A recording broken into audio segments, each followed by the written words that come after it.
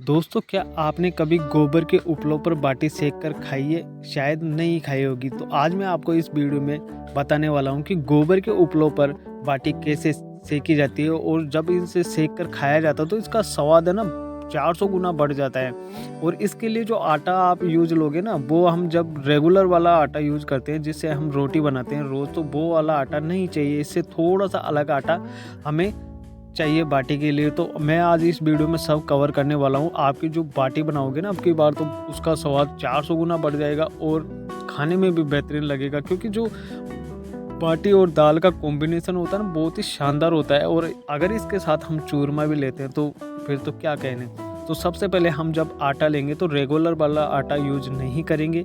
इसके लिए थोड़ा सा अलग मोटे साइज वाला आटा हमें चाहिए होगा, जब ये हमारी बाटी परफेक्ट बनती है। अगर रेगुलर वाला आटा हम यूज करते हैं तो उससे बाटी परफेक्ट नहीं बन पाती है। तो जब हम आटा यूज करेंगे तो थोड़ा मोटा मोटा सा दलिया टाइप में इसका आटा होता है। तो अगर आपके पास उपलब्ध नहीं है तो आप बाज़ार से भी खरीद सकते हैं। बाज़ार में आसानी से ये आटा उपलब्ध हो जाता है।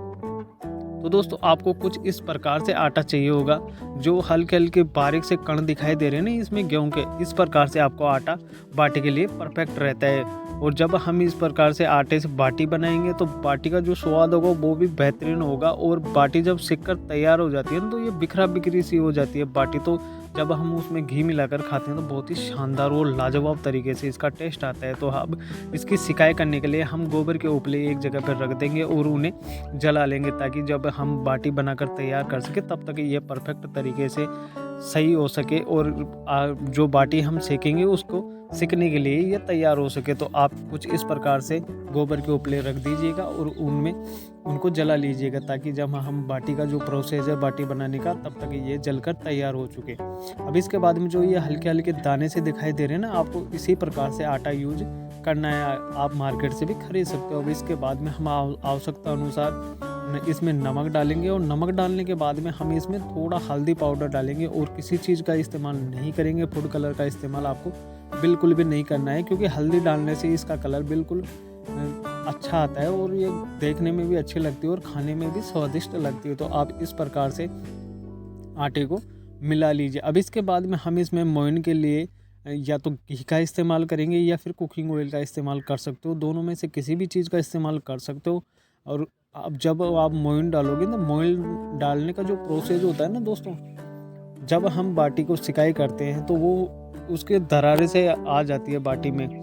बिल्कुल जो दरारें आती है ना, उससे बहुत ही अच्छा और अच्छी सिकाई होती है और अच्छा स्वाद भी देखने को मिलता है। तो जब हम मोइन डालेंगे उसके बाद में इसमें थोड़ी हल्की लम्स व गुठलियाँ बनना स्टार्ट हो जाती है। उसके बाद में हम दोनों हाथों से अच्छी तरह से इसे रब करेंगे ना, तो ये गुठलियाँ और लम्स वगैरह बिल्कुल ख़त्म हो जाएंगे। तो आप कुछ इस प्रकार से 2 से 3 मिनट का प्रोसेस है, तो आप इस प्रकार से दोनों हाथों से अच्छी तरह से रब कीजिए। रब करने के बाद में ये लम्स व गुठलियाँ बिल्कुल ख़त्म हो जाएगी। और इसके बाद में आप इसमें पानी डालकर एक टाइट सा डो बना लेना है। पानी डालते समय आपको ये ध्यान रखना है कि आटा जब हम लगाते हैं ना बाटी के लिए, तो लूज आटा बिल्कुल भी नहीं चाहिए, मीडियम आकार का भी नहीं चाहिए। थोड़ा हार्ड रहेगा तो सबसे अच्छा रहेगा, क्योंकि जब बाटी की सिकाई होती है ना, तो थोड़ा हार्ड आटा ही हमें चाहिए होता है। अगर हम थोड़ा सा इसे लूज रखेंगे तो बाटी की अच्छी तरह से सिकाई नहीं हो पाती है और जो उसमें क्रंचपन आता है, जो कड़कपन आता है, वो नहीं आने वाला है। तो पानी आवश्यकता अनुसार डालिए और पानी डालने के बाद में जितना आपको आवश्यकता है उतना ही पानी डालिए। थोड़ा थोड़ा करके भी आप डाल सकते हैं, एक साथ कभी भी पानी इसमें यूज नहीं करना चाहिए। जितना आपकी आवश्यकता होगी उतना ही पानी आपको इसमें डालना है। और इसके बाद में एक टाइट सा डो बनाकर तैयार कर लेना है। तो अब दोस्तों, हमने यहाँ पर आटा लगा लिया है और आटा लगाने के बाद में एक टाइट सा डो बनाकर तैयार कर लेंगे। और डो बनाने के बाद में आपको कम से कम इसे 5 मिनट के लिए रेस्ट पर रखना है, ताकि जो आटा है हमारा अच्छी तरह से फूल सके और अच्छी तरह से इसमें बाटियाँ बनना स्टार्ट हो जाए। अब जो ये क्रैक्स देख रहे हैं ना आटे में, ये क्रैक्स आना ज़रूरी होता है, क्योंकि जब हम रेगुलर आटे से बाटी बनाते हैं तो ये क्रैक्स वगैरह बिल्कुल भी नहीं आ पाते हैं। तो अब जब हम ये इस प्रकार से दलिया यूज करेंगे, थोड़ा मोटी साइज़ का आटा लेंगे, तो ये क्रैक्स आपको देखने को मिलेंगे और ये बाटी के लिए परफेक्ट आटा होता है। तो अब हमने लगभग यहाँ पर सारी जो बाटियाँ बनाकर बिल्कुल तैयार कर ली। आप इसकी साइज़ आप अपने अनुसार रख सकते हो, भले छोटी रख सकते हो या बड़ी रख सकते हो, कोई दिक्कत वाली बात नहीं है। अब धीरे धीरे करके सारी बाटियाँ हम इस प्रकार से तैयार कर लेंगे।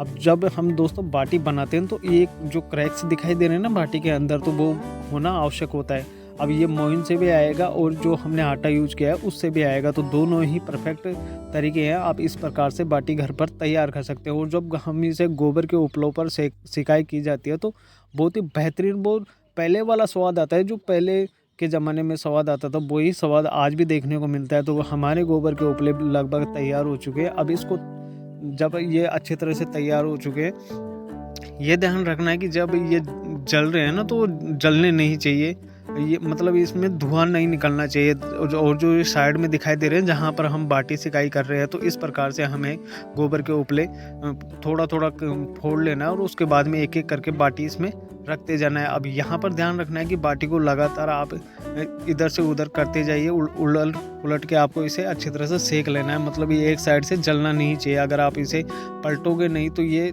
एक साइड से जलना स्टार्ट हो जाते हैं। अब इसके बाद में हम यहाँ पर 50% इसको सेक लेंगे। 50% सेकने के बाद में हम इसे अलग बर्तन में निकाल लेंगे और निकालने के बाद में हम इसे दोबारा से इसी जो गोबर के कंडे हैं उसमें ढक कर रख देंगे, ताकि ये अंदर से भी सिक सके और गहरी सिकाई इसकी हो सके पूरी अच्छी तरह से।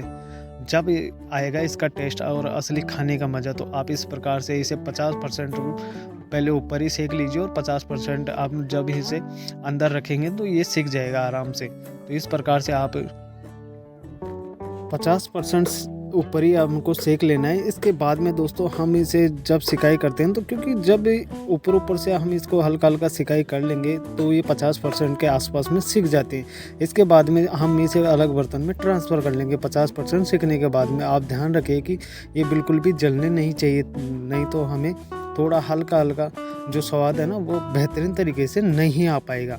अब इसके बाद में हम अलग बर्तन में निकालने के बाद में इसे वापस से आप रखें और कुछ इस प्रकार से आप इसे जो गोबर के कंडे होते हैं उनकी जो आग होती है उसको इसके ऊपर रख दीजिए, ताकि इसकी सिकाई बिल्कुल अच्छी तरीके से हो सके। ये बहुत अंदर तक सिक जाते हैं और बहुत ही बेहतरीन स्वाद इसका आ पाता है। तो आप इस प्रकार से इन्हें ढक दीजिए। इसके बाद में आप इसे बाहर निकाल लीजिए और बाहर निकालने के बाद में देसी घी लीजिए और उन्हें इस प्रकार से आप देसी घी में चौपड़ दीजिए। तो इसके बाद में जब आप इसे खाओगे ना तो बहुत ही बेहतरीन तरीका और बहुत ही लाजवाब वो देसी तरीका जो पुराना तरीका होता है वो सब टेस्ट आपको इसमें मिल जाएगा। तो दोस्तों उम्मीद करता हूँ कि आपको वीडियो पसंद आई होगी। अगर वीडियो पसंद आती है तो वीडियो को एक लाइक ज़रूर करके जाइए और चैनल को भी सब्सक्राइब कर लीजिए, ताकि आने वाली वीडियो की नोटिफिकेशन आप तक जल्द से जल्द पहुंच सके। तो दोस्तों इसी प्रकार से मैं आपके लिए अलग अलग नई रेसिपी